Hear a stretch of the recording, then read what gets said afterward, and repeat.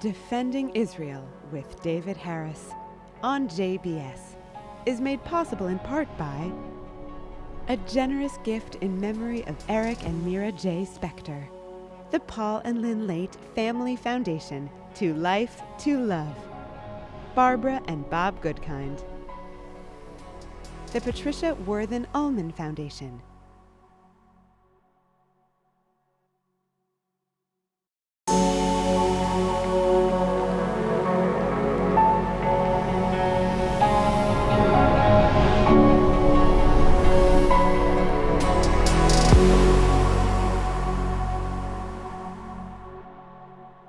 I'm Shahar Azani, and as always, it's a true pleasure to join David Harris on Defending Israel. But today is even more special. David has had an illustrious career in the service of the Jewish people. He's been a lifelong activist and famously led the American Jewish Committee from 1990 to 2022. He was referred to by Israel's late President Shimon Peres as the Foreign Minister of the Jewish people. For his work on the global stage, he's been honored more than 20 times by foreign governments, making him the most decorated American Jewish organizational leader in the history of the United States. Which bring me to today with the publication of On the Front Lines, a lifetime of global Jewish advocacy, detailing David's incredible journey and life lessons. In the book, he discusses his life, his family story, the career path, as well as some of the most pressing and important issues for today's world in Israel and beyond. David, it's such a pleasure to be with you today. The pleasure is entirely mine, Shahar. Thank you. You know, like the book says, you've been a long life activist on the global stage. I gotta ask you, why a book and why now? Having this book with your vast experience. You could have written a book about each year you filled your position. Tell us a little bit about the backstory of this book. Well, first of all, I have to say, Shahar, with your enthusiasm, if the movie rights to this book are ever sold, I'm going to suggest to Hollywood that you play David Harris. That would make me very, very comfortable. I'd be honored. But more seriously, all credit for this book actually goes to my colleague. Her name is Agnieszka Markiewicz. I first met her in Poland many years ago. She joined AJC during part of my time there. And after, actually, as I was leaving AJC, she said to me, you know, I have this idea. I want to do a set of conversations with you and turn it into a book. Now, I love Agnieszka, but she'd never done a book in her life. Right. It's very, very difficult to do a book. I've done other books. But she said, I want to do it. And she did it. And the book you're holding is really a tribute to Agnieszka. And I would add, another version of this book has already appeared in Poland by the publisher Znak, a very prominent publisher. That was also her suggestion. So were she not in Warsaw today, I would hope that she would be here in the studio with us. So she pushed you to do the book, and you agreed. And it's coming out now, and it's filled with pearls of wisdom and a path of experience that spans the world, Israel, and so much beyond, from the depth of the American Jewish heart to the global stage.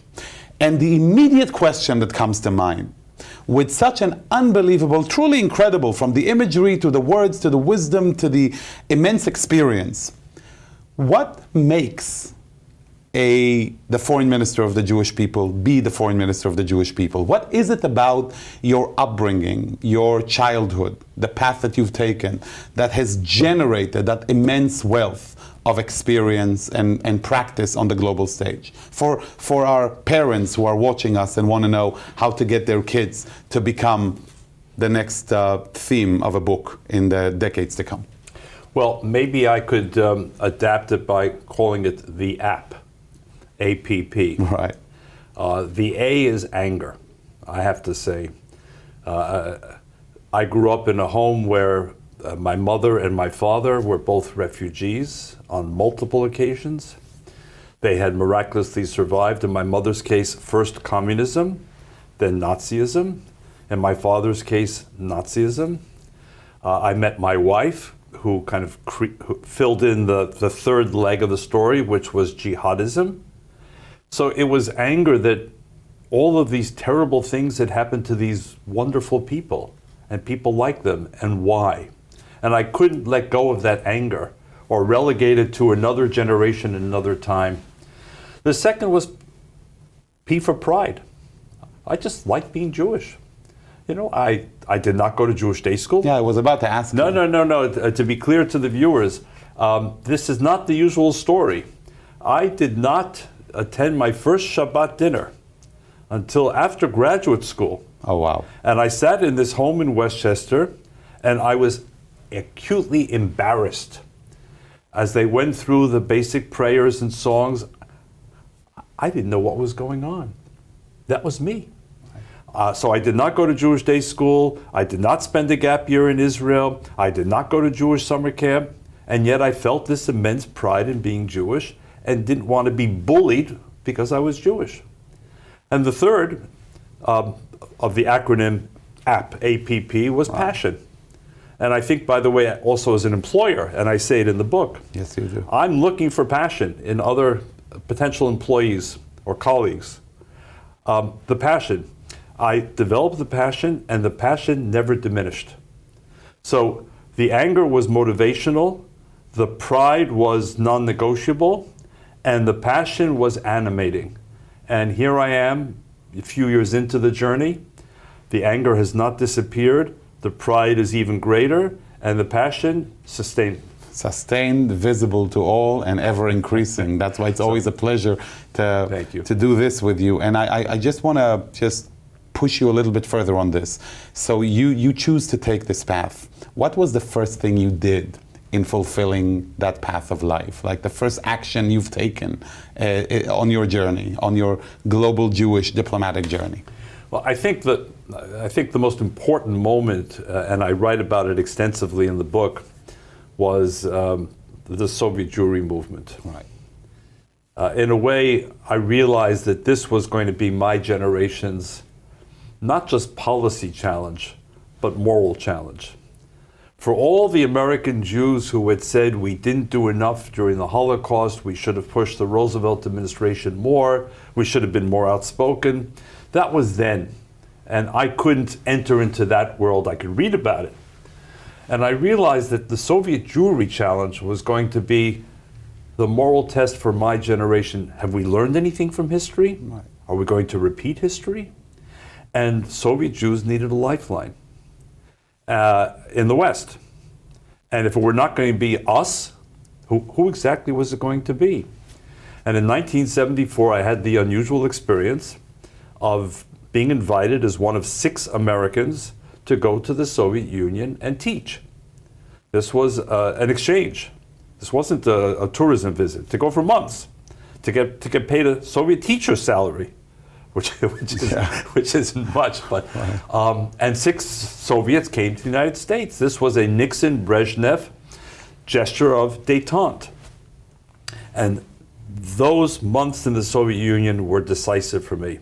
That's when I essentially gave up whatever aspirations I had to become an American diplomat or a New York Times foreign correspondent or a professor in a New England quaint town, and decided I wanted to do Jewish diplomacy because I was angry at the way Jews were treated in the Soviet Union, 30 years after the Holocaust.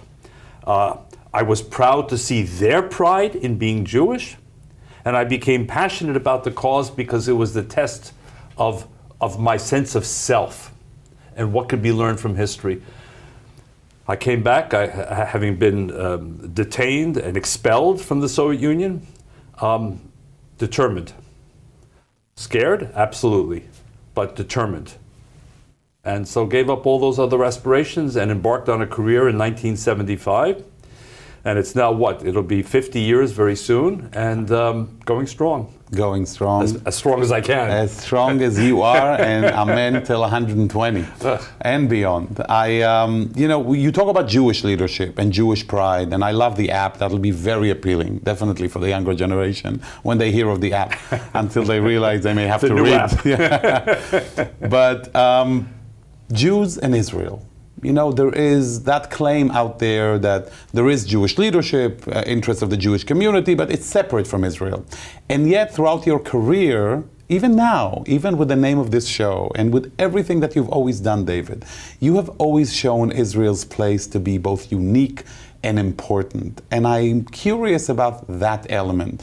When was your first interaction with Israel, and where do you get that sense of commitment to the Jewish state, that sense of uniqueness and importance that you played so well on the global stage and still do? I think firstly, my family, again, did not celebrate Shabbat. Yeah, but that's excellent to hear, because everybody assumes that the path only has to go through. And I want to narrow the space, Yeah. because sometimes people would think that Jews in the Jewish world were somehow different. Right. They were raised, they were bred differently. Right. I was a water skiing counselor at a camp in Maine. I rode crew my freshman year in college. I mean, these are not traditional Jewish pathways to work in the Jewish world, far from it. I mean, my aspiration was to be the American ambassador in Moscow one day. But first of all, my family was clear that Israel mattered. They didn't have this ambiguity or uncertainty or hesitation that too many American Jewish families have, especially in the non-Orthodox community. Right. We like Israel, but only when it behaves according to our standards, and when it doesn't, we're a little uncomfortable. I never had that. Number two, I picked up the book Exodus by Leon Uris. I was probably, I'd say 14 or so, Shahar. I was a voracious reader to begin with. I read it during an entire night. I had school the next day, and I was a big sleeper. So the idea of an all-nighter, I could not put the book down. Every word spoke to me. And it still does. And I reread Exodus probably every 5 or 6 years, and I watch the Paul Newman movie every few years as well. And then, biggest of all, I made my first trip to Israel. And I just connected. I connected so deeply. I was so moved by everything I saw. I was especially touched by my peers at the time, 18, 19, 20 years old. We American Jews were obsessed with our own stuff on campuses, and here were the same age group wearing the uniform of the State of Israel, and defending the State of Israel, and believing the State of Israel, when many Americans generally, and Jews also, began to doubt the United States, the Vietnam era, Watergate, you name it. Apropos those uniforms, you do mention in the book that you weren't that far from those uniforms yourself. Correct. So I found myself in the Yom Kippur War calling the place where you once worked, the Israeli consulate in New York, and very naively saying, I want to volunteer. What can I do? Tell me what I can do. And they asked me a few screening questions, and one of which was the deal breaker. I was an only child, an only son and an only child. And they said, thank you, but no thank you, which really speaks to Israel, by the way, I have to say, at a very deep level. But that trip to Israel, it also triggered something that I had never really thought about, Aliyah. And I played with the idea of Aliyah for several years. And when I met my girlfriend, and she became my wife, we discussed it many times. And we still discuss today whether we made a mistake then. Right. And I write in the book, when I was asked by Agnieszka, would you have any regrets in life or second thoughts? I don't have many regrets, but I'm not sure that we made the right decision not to make Aliyah. And you also talk about, the place of Israel, and I want to ask you, from your perspective as that foreign minister of the Jewish people, what is the place of Israel in global Jewish advocacy? How do you see that connection? Can the two be separate, or are they inherently intertwined from your experience? I think you know what my answer is going to be, and it won't be a surprise, I think, to the JBS audience. But look, on a very foundational level, I think there were 3 non-negotiable elements to being a Jew. You have a connection to a people, to a land, and to a faith tradition. It doesn't obligate everyone to live on the land, nor does it obligate everyone to practice the faith tradition in the exact same way. But on the other hand, it's not an a la carte menu, Shahar, where you can say, I'm not sure I'm a Zionist. Right. Well, wait a second. The word Zion appears in the Hebrew Bible, 150 times or thereabouts. Right. What do you mean you're not a Zionist? How do you unilaterally disconnect yourself from Zion? Yerushalayim, Jerusalem, is mentioned over 600 times in the Hebrew Bible. You just choose, or to say, well, I'm a Jew, but I have no more interest in what happens to Jews in other countries than I do to anyone else, because to do so is to be racist. No, it's not to be racist. I'd like to think I'm a universalist in the sense of shared humanitarian values, but I also care about my tribe. And when my tribe is in trouble, I don't sleep. Right. And I hope that when I'm in trouble, my tribe doesn't sleep. And so, for me in this book, the connection to Israel was visceral, it was organic. I feel badly for those Jews who've disconnected or haven't explored that connection to Israel. I try and explain why I think this should be universal among Jews. But that means people have to read the book in order to get my perspective. And I also wanted to, just to relate to what you said right now. Even though we know the direction of your answer, the ability to articulate what so many of us, including myself and so many of our viewers, feel about that connection is an incredible tool for us to be able to also communicate our feelings. And I think that by reading the book and diving into your soul and your journey and your words allows us to execute our Zionism in a much more efficient way. It allows us to articulate our vision. And for that, we shall always be thankful by adhering to the same principles and downloading the same app that you are. Well, you're very kind, Shahar. But look, since the year 70 in the Common Era, until 1948, which is nearly 1900 years, roughly 75 generations of Jews, we had no sovereignty. Right. We had no territory. We had no state. And we had no, if you will, power that comes with a state. But for 75 generations, Jews through thick and thin prayed, dreamed, yearned, clung to the idea. You, our viewers, are the 76th and 77th generations. Right. Israel is here. Israel is a fact. Yes, Israel is imperfect. Yes, Israel is a permanent work in progress. But how to spurn or reject the miracle, and it is a miracle, of the rebirth of Israel, and with it, the ability of Jews to become players again on the global stage, the ability of Jews to exercise sovereignty, that we're no longer at the whim of others, the goodwill, which was too often will without the good. Right. This is a moment of extraordinary celebration. And again, I stress, it doesn't necessarily mean embracing each and every Israeli action, decision, or leader any more than I do the United States.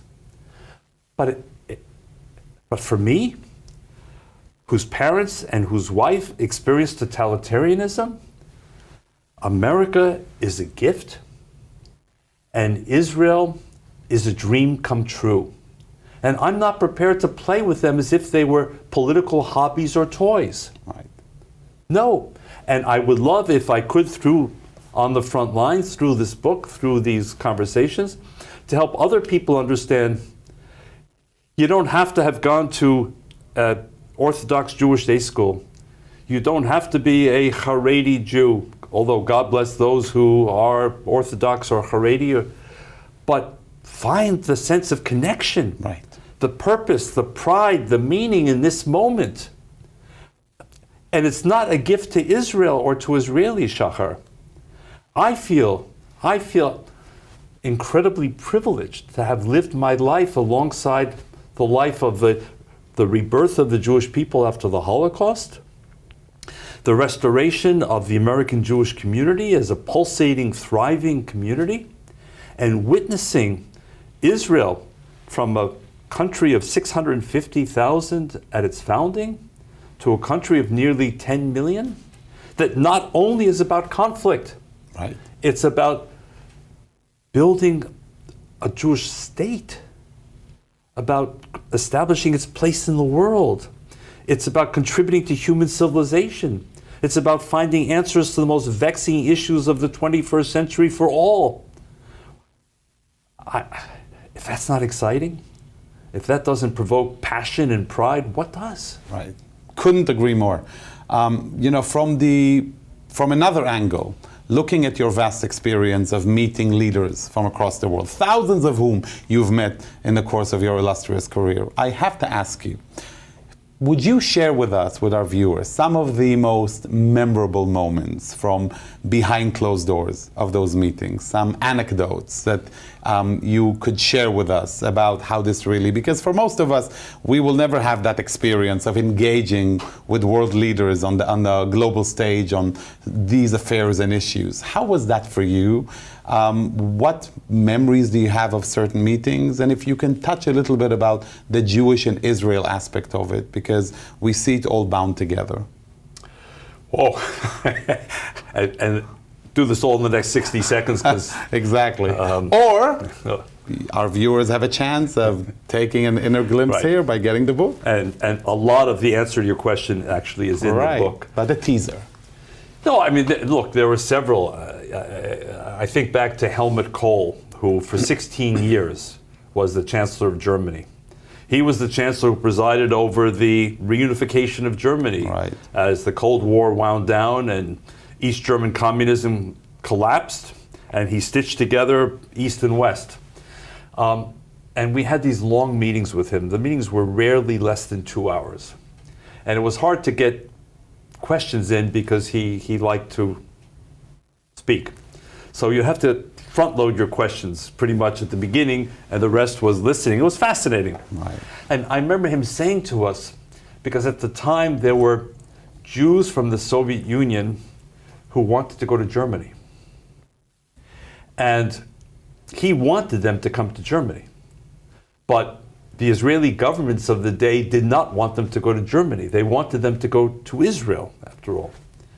And I remember him saying almost plaintively, and he was a very big man, so it's hard to imagine him doing this plaintively. Right. And he would say, my friends, help me understand. If I accept Jews from the Soviet Union to resettle in Germany, Israel says I'm being anti-Israel because I'm undercutting the future of Israel. This is human capital. And if I don't allow them into Germany, then other critics are simply saying, the Germans will never change. Once Nazis, always Nazis. They hated the Jews then, they hate the Jews now. So what should I do? What should I do? And similarly, fast forward, I'll stick with Germany for a moment, Shahar. Subsequent leaders said, we're trying to fight anti-Semitism in Germany. Its resurgence obviously has special meaning in Germany, of all places.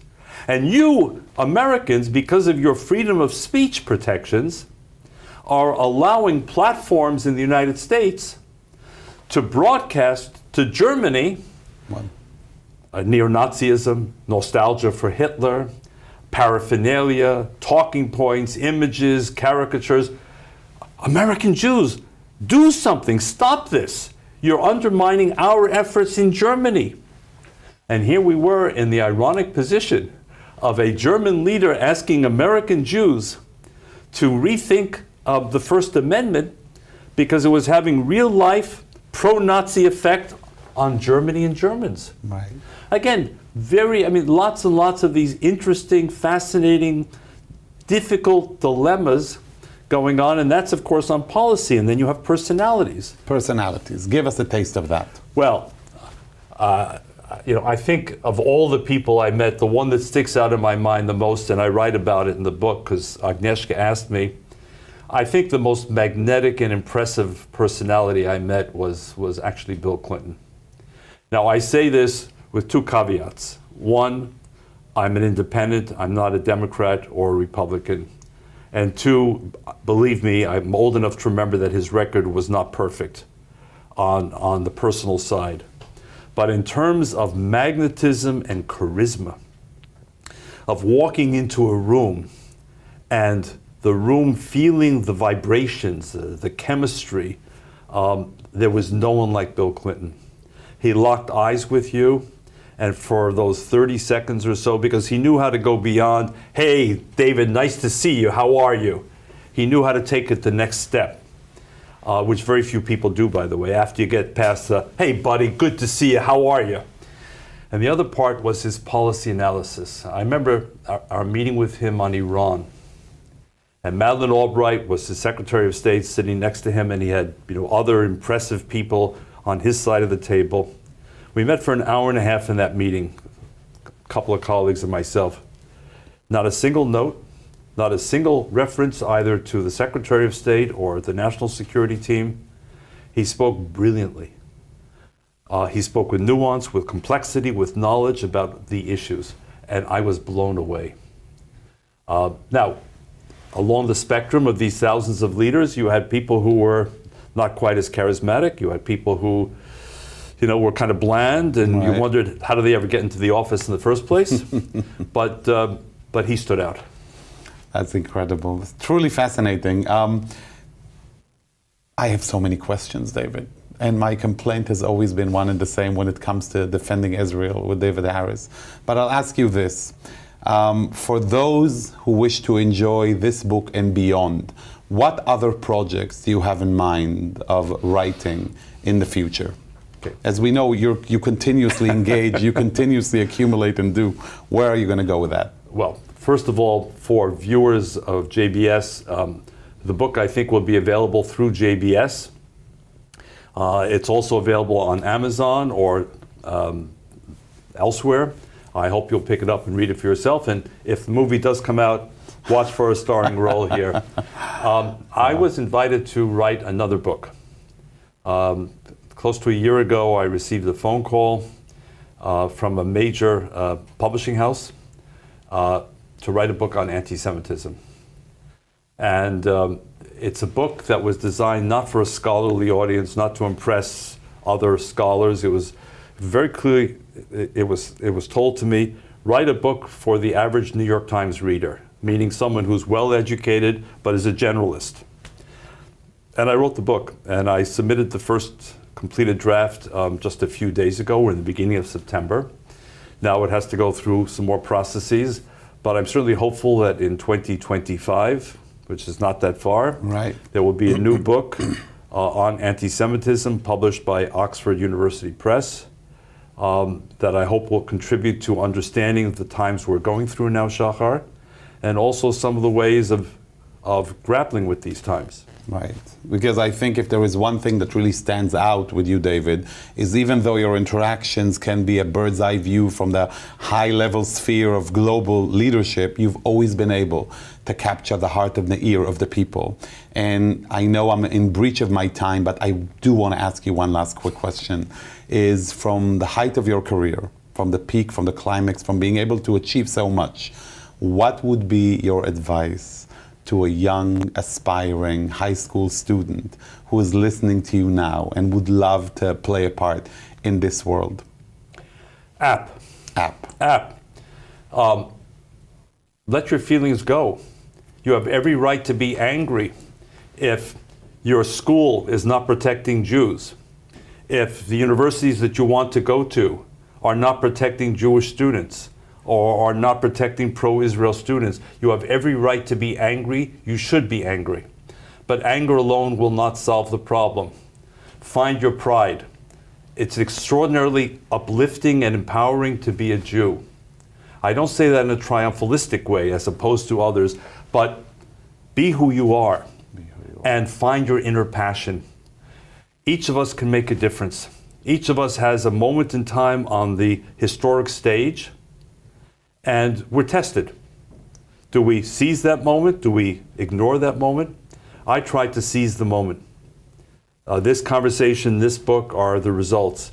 So to the high school students, to the college students, yes, you have every right to be angry, but be proud, stand tall and strong, find that passion and follow that passion. Don't ever let that passion disappear. And there you go, our viewers. This is one app you absolutely have to download onto your soul, and don't let screen time control it in any way, shape, or form. David, thank you so much for a meaningful interaction discussing your own personal and communal journey in history. Most of all, thank you for all that you've done and continue to do for Israel, for the Jewish people, and for all of us. And to you, our viewers, to realize the importance of the times we live in today and to take an intimate look into history, past, present, and maybe even a glimpse into the future. I highly recommend you all get a book. David Harris's On the Front Lines, A Lifetime of Global Jewish Advocacy. Use it to find your own voice and to make a difference. Download that app. And as we all know, as these are trying times for all of us, the only way we can get through them is together. Beyachad. Thank you so much, David. Shahar, thank you. And Am Yisrael Chai.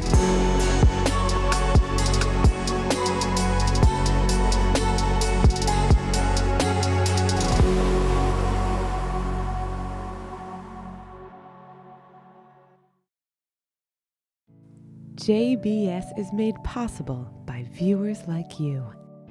This high holiday season, as a thank you for your tax-deductible support of our programming, you can request a signed copy of David Harris's new book, On the Front Lines.